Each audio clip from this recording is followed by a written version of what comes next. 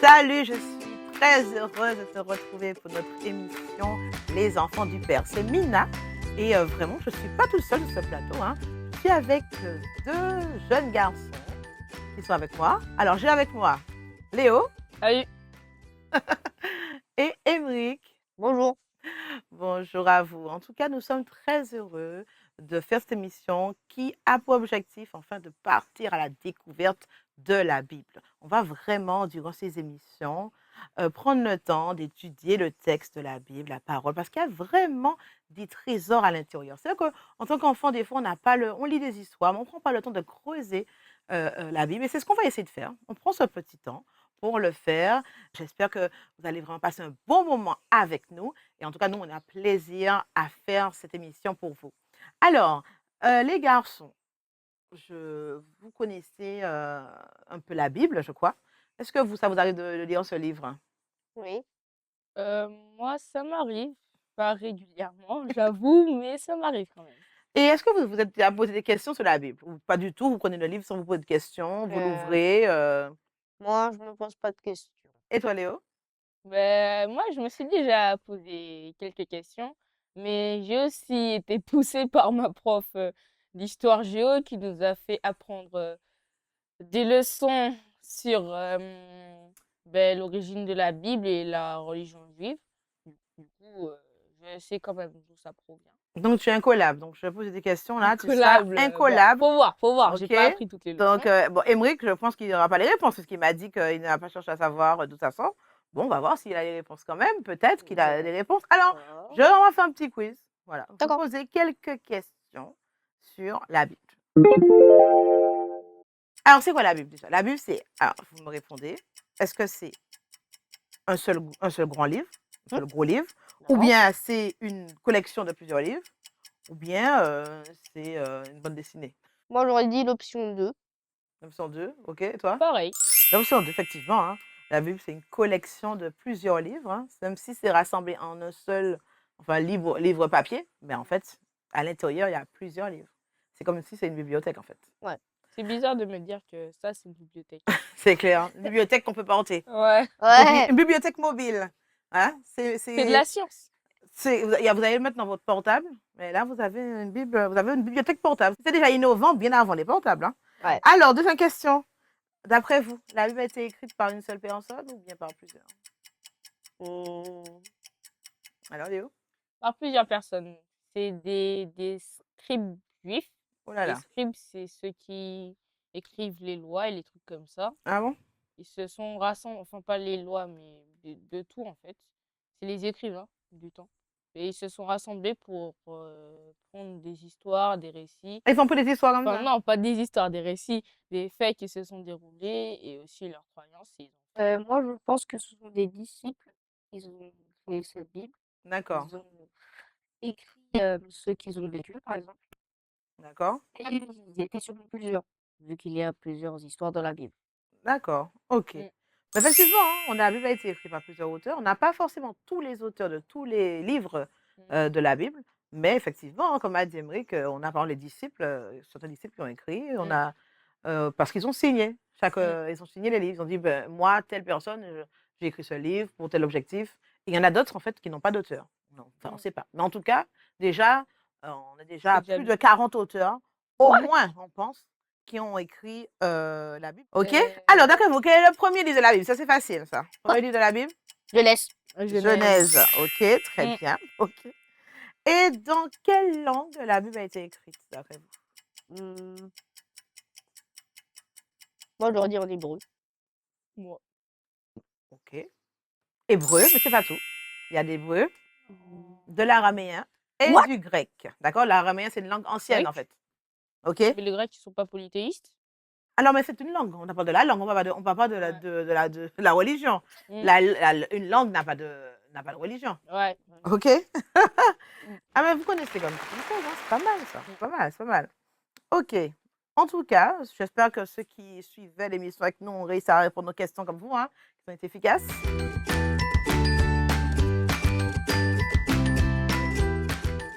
D'après vous, est-ce que la Bible, c'est un livre qui est encore dans le coup, quoi, dans le vent? Est-ce que on peut penser que est-ce que par rapport à d'autres livres que vous connaissez qui ont été publiés en des milliers d'exemplaires. Que pensez-vous de la Bible, en fait? Dans le terme de, est-ce que beaucoup de gens ont la Bible? Est-ce que c'est bien vendu comme livre? Vous pensez que les gens n'achètent plus la Bible? Personnellement, je pense que j'ai pas les chiffres exacts, mais je pense que la Bible c'est un livre qui a été laissé à l'abandon. Moi, je pense que c'est entre les 2. Mhm, C'est à l'abandon et c'est encore utilisé aujourd'hui. Les gens d'aujourd'hui, ils utilisent toujours des bibles mhm. parce que leurs ancêtres utilisaient la Bible et cetera, par génération et cetera. Ok. Ah ben, figurez-vous, hein, la Bible, c'est le livre le plus vendu au monde, hein. Ah ouais? Voilà, c'est le livre le plus vendu. J'ai pas dit le plus lu. Parce qu'on peut Ah acheter des ouais, Bibles, on en OK. a. Voilà, non. Voilà, c'est quand même le livre le plus vendu au monde. Dans toutes les langues. La Bible, c'est quand même le livre qui est quand même le plus traduit au monde. Ouais. On a quand même plus de 3400, 3500 langues dans lesquelles la Bible a été traduite. Vous voyez, donc franchement, c'est un livre vraiment qui, euh, qui est encore dans le coup, hein, qui est encore dans le vent, hein, comme on dit, hein, qui est Ouais. encore in. Hein. Donc, contrairement à ce que vous pensez, hein, effectivement, la Bible est encore très vendue. Ah. Et les gens ont plusieurs Bibles d'ailleurs. D'ailleurs, vous voyez, regardez, j'ai plusieurs Bibles là.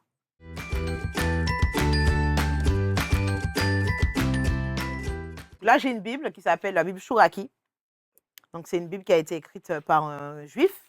Ah. D'accord. Ah, il a écrit Là, tout seul? Il a pas pu l'écrire tout seul? qu'est-ce qu'il a fait alors? Moi, je pense il s'est inspiré d'une version originale. D'accord. Il a traduit les faits à la manière, enfin, il a dit comme il le pensait. OK. Hem et pour moi, c'est ça, il a rajouté les faits peut-être enfin, oui, c'est ça, il a traduit comme il le pensait, en fait, Mmh. avec ses propres mots. OK. Toi, tu veux dire quelque chose, Amérique? Moi, je pense que comme lui, il a traduit, mais il y a bien plusieurs auteurs, n'est-ce pas? Mhm.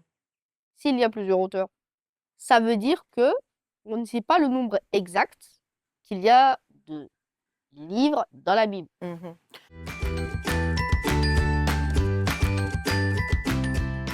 Alors, ce que tu dis est intéressant parce que ça remonte à comment a-t-on décidé, est-ce que chaque fois qu'une Bible sort, est-ce qu'on ajoute des livres à l'intérieur? Oui. Ben non. Parce qu'en fait, il y a une époque, donc il y a eu un rassemblement de plusieurs personnes Mmh. qui ont décidé de fixer la Bible. C'est-à-dire qu'on a décidé que la Bible, en tout cas la Bible chrétienne, va se limiter à un certain nombre de livres et on va plus en rajouter d'autres. D'accord? Ouais. Donc, ils ont décidé, donc justement, ça s'appelle dans un concile, hein, c'est un rassemblement de personnes, donc le concile de Rome, ça s'appelle justement. Ils ont pris un peu les copies, enfin, les textes anciens de personnes qui ont vécu à l'époque de Jésus, par exemple, ou bien des textes anciens, donc ceux de l'Ancien Testament, et ils ont rassemblé tout ça dans un seul livre, qu'ils ont appelé Bible d'ailleurs. OK? Mais ils ont fixé ça à un certain nombre de livres. D'ailleurs, il y a 66 livres dans la Bible, d'accord? Et ça, on appelle ça justement le canon. On appelle ça le canon chrétien. Donc, ce nombre de livres-là, 66, ils ont fait un choix par rapport à tout ce qui a été dit dans les textes qu'ils ont récupérés, des textes anciens. Et ils ont regardé si c'était en accord les uns avec les autres, si ça avait le même objectif, en fait. D'accord. Mmh. D'accord? Et c'est comme ça qu'ils ont fixé. Donc, aujourd'hui, si on veut, comme a dit Léo, par rapport à ce que tu as dit, par rapport à sa pensée, effectivement, les gens qui vont traduire on traduit avec qui on est, Mmh. effectivement. Bien sûr. D'accord? On va toujours rester proche du texte, mais on va peut-être mettre, comme aujourd'hui, il y a des versions qui sont un peu plus actuelles pour les jeunes. On va mettre des mots que les jeunes peuvent plus comprendre parce que les textes anciens avaient des mots très compliqués. On va pas Donc traduire en aujourd'hui, français. c'est toujours le même esprit, mais on va adapter au langage. Donc, c'est pas des bibles différentes, en fait. C'est la traduction, la manière d'écrire, les mots employés qui vont être plus adaptés, soit à la personne que l'on veut atteindre. Par exemple, le Chouraki, il va écrire plutôt pour les Juifs, puisqu'il va utiliser des termes qui sont plus proches des Juifs. Là, on a une Bible ici qui s'appelle la Tob, c'est une traduction œcuménique. C'est plusieurs religions chrétiennes qui se sont mises ensemble pour pouvoir essayer d'écrire une Bible qui soit en accord avec eux tous, en fait. Donc, vous voyez qu'on a plusieurs Type de Bible. types de Bibles, mais ça reste quand même avec le même esprit. Mmh. D'accord? C'est toujours, on même parle du objectif. texte ancien. Et d'ailleurs, ces textes anciens ont été récupérés. Donc, tu avais parlé tout à l'heure de scribes. Les scribes, ce sont des gens qui ont un devoir d'écrire. Ouais. D'accord? Donc, il faut savoir que les manuscrits de la Bible, donc à l'origine, on n'écrivait pas sur des feuilles de papier comme ça. Ouais. On écrivait sur quoi? des roseaux taillés, Sur du papyrus, par exemple, ouais, du voilà. papyrus. Ça, c'est surtout en Égypte Ouais. et sur de la pierre aussi, parfois. OK, mais Ouais. alors la pierre, ça va être Pas trop, hein. compliqué, hein. Le problème avec le papyrus, c'est qu'il était, ça s'abîmait vite. Donc Ouais. on a utilisé notre technique qui était le parchemin. C'est de la peau d'animaux qu'on va, faire, quand l'animal est mort, voilà, on récupère sa peau, on va tremper dans plusieurs bains et puis ça va devenir un peu plus dur et on va faire des parchemins avec. Soit avec du mouton, soit avec de la chèvre, soit avec aussi, des peaux de vache, d'accord? On va récupérer ça et on va, écrire sur cette peau, en fait. Et ce sont ces manuscrits qu'ils ont retrouvés et qui ont permis de constituer la Bible aujourd'hui qu'on a.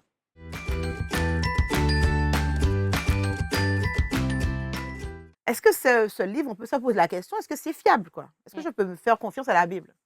Parce que beaucoup de personnes s'appuient sur ce livre, mais ça veut dire que je dois m'appuyer sur quelque chose qui est vrai quand même. Oui, bien sûr. Donc, est-ce que la Bible est fiable d'après vous? Oui, pour moi, en Mais fait. comment fait-on pour savoir si elle est fiable? Est-ce que vous vous êtes posé la question? En Est-ce que fait, là, on peut pas, parce qu'il y a beaucoup de gens qui ne se sont jamais posé la question, est-ce que c'est fiable et ils vont lire. Moi, je ne dis pas des choses qui ne sont pas fiables, moi. ouais. Moi, je préfère, je veux dire, quand tu reçois une information, tu veux savoir si elle est vraie. Ouais, bien sûr. D'accord? Comment Donc, je vas-y. comment je fais pour savoir si elle est fiable? Déjà, moi, la première méthode que je fais, c'est parfois essayer de ramener ça, parce que l'histoire, c'est un truc qui se répète, c'est un cycle éternel. Et Mmh. quand on voit des choses passer, faut essayer de les percevoir avec le moment d'aujourd'hui, l'instant d'aujourd'hui. Enfin, les voir, parce que c'est des trucs dans le temps passé. Faut essayer de les adapter à notre temps et voir les similitudes. Et par rapport à ça, ben, mettre en place le comportement que certains personnages ont adopté dans la Bible. Et parfois, Mais on comment ça, voit, ça montre la fiabilité? ben, la fiabilité, ça se voit pour moi dans les résultats. Quand tu vois, est-ce que, par exemple, si je vois, j'ai tout le temps des embrouilles avec les gens, ok? Mmh. Il y avait un personnage dans la Bible qui avait tout le temps des embrouilles aussi. Et un jour, il a décidé de, par exemple, quand on lui disait une chose, ben, de ne pas répondre, de passer son chemin. Ben, moi, qui avait des embrouilles, par exemple, tout le temps avec les gens, je décide de faire comme lui.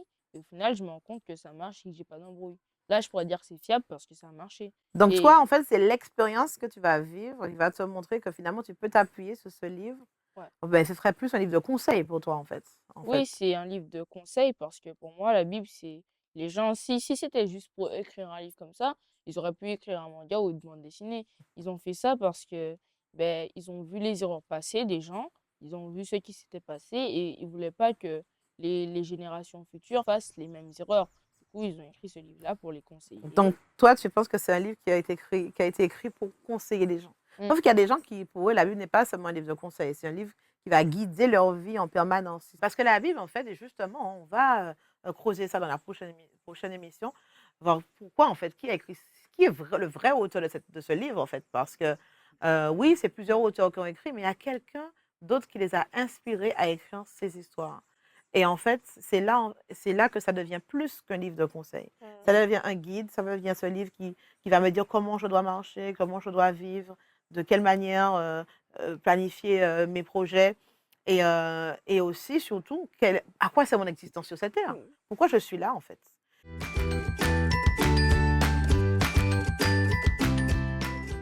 Alors, il y a quelque chose d'étonnant avec la Bible, en fait. C'est des anciens manuscrits qu'on a récupérés.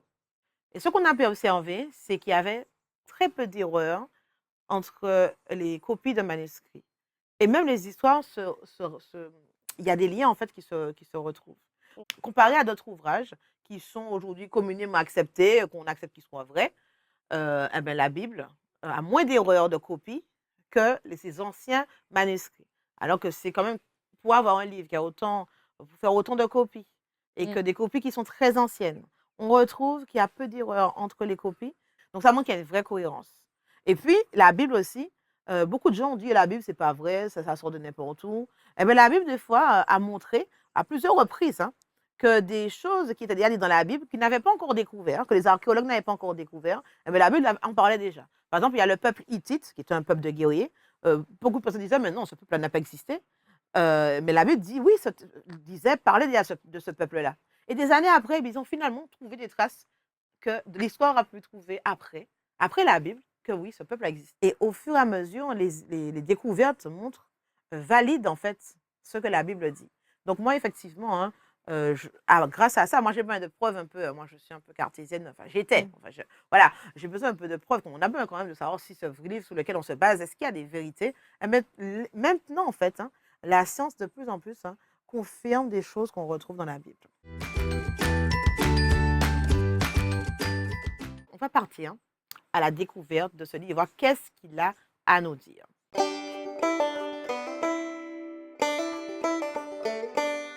Petite anecdote, Oui, ça vient de me revenir.